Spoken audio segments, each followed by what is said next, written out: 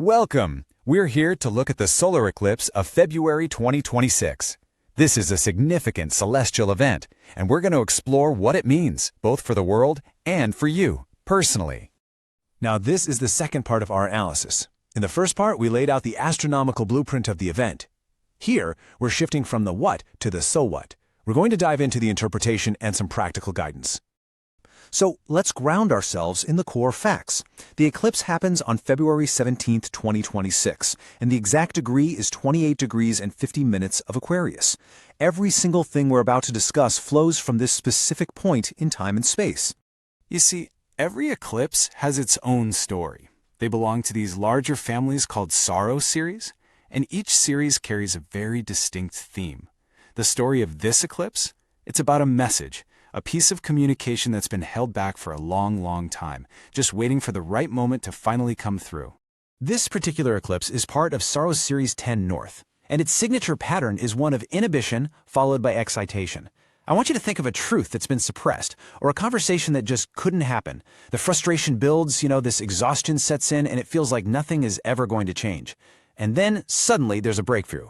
That feeling of exhaustion is actually the signal that the whole process is finally nearing its end. So, how do you navigate this kind of energy?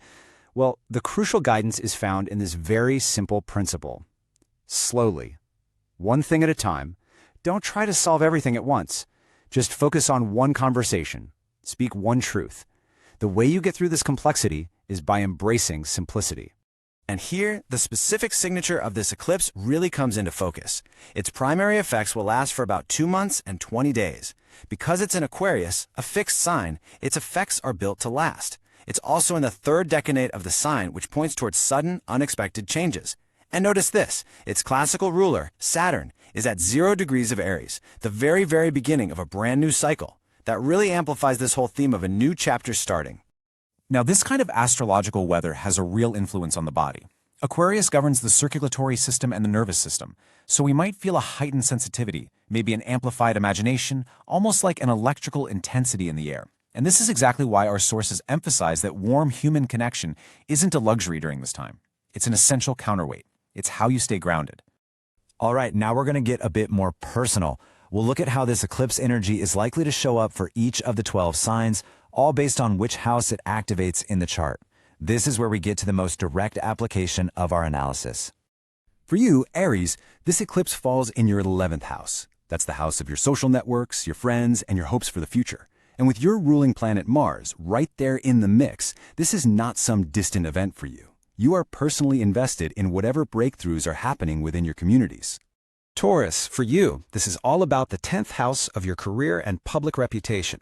Uranus, which is in your sign, forms an exact tense angle to this eclipse, creating some serious pressure. It's a classic fixed sign battle. You're going to have to make a choice between an old path and a new one. You simply can't hold on to both.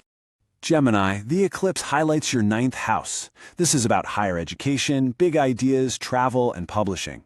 And that 10 North theme of delayed communication, well, it's especially potent for you here.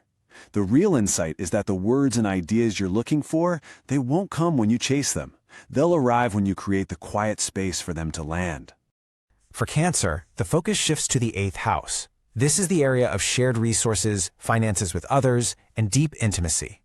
This eclipse is likely to bring some underlying dynamics of dependency and trust to the surface. The real question for you becomes, is the emotional distance you're feeling serving as necessary medicine, or is it a kind of subtle poison in your closest connections?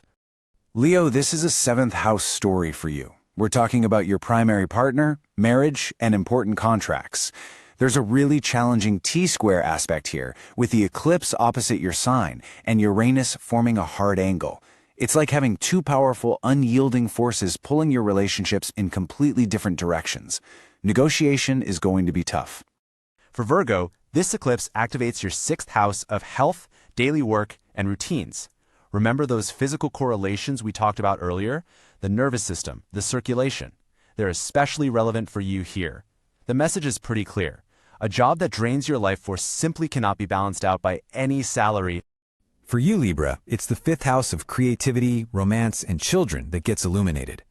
This period is calling for a kind of creativity that has structure and discipline, which might be a shift from your usual flow. It's an invitation to move beyond what's just beautiful and aesthetically pleasing and toward what is fundamentally true.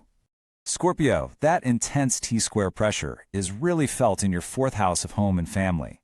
The eclipse here, combined with Uranus shaking up your partnership sector, can really rock the foundations of both your home life and your primary relationship. That conversation that's been put off for years, it might finally be time to have it. For Sagittarius, the eclipse lands in the third house, which is its most natural and direct area of influence. That whole Sorrows 10 North theme of communication acts with full force here. Mars adds a bit of nervous, restless energy, so be mindful. The words you speak in February will have very clear consequences come May. Capricorn, this eclipse highlights your second house of money, personal values, and resources, and your ruling planet Saturn is changing signs, which symbolizes the end of an era. The old rules of success, the ones you've relied on, they may no longer apply. Financial innovation is shifting from being just an option to an absolute necessity. And for you, Aquarius, this is as personal as it gets. It's happening in your first house of self, identity, and your physical body. With the Sun, Moon, Mars, and Pluto all in your sign, this isn't an energy outage. It's a massive power surge.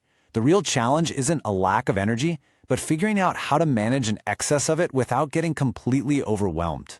And finally, for Pisces, the eclipse activates the 12th house. This is the realm of the subconscious, of dreams, and of solitude. With both Saturn and Neptune having recently left your sign, this is a time of quiet clearing. Things like solitude, meditation, and really attending to your mental health aren't just advised, they're basically required. So what do we actually do? How do we respond in a practical way? This is about simple, grounded actions. Light a candle. Hold your own light while the celestial one is dimmed for a moment. Use music or sound to create a positive vibration. If you can, take a day off. Visualize a protective field around you. And most importantly, spend this surge of energy constructively and connect with people who ground you. It's also really important to see this event not as a standalone thing, but in its wider context. This is just the first of 4 major eclipses in 2026, and together they create a powerful portal of change. The lunar eclipse on March 3rd is its direct companion. You can think of it like this. The solar eclipse on February 17th opens a door, and then the lunar eclipse, about 2 weeks later, starts to reveal what's on the other side. And to place this moment in its proper frame, let's just conclude with this thought. Nature is subject to death and rebirth, but the soul of the world endures. We belong to it.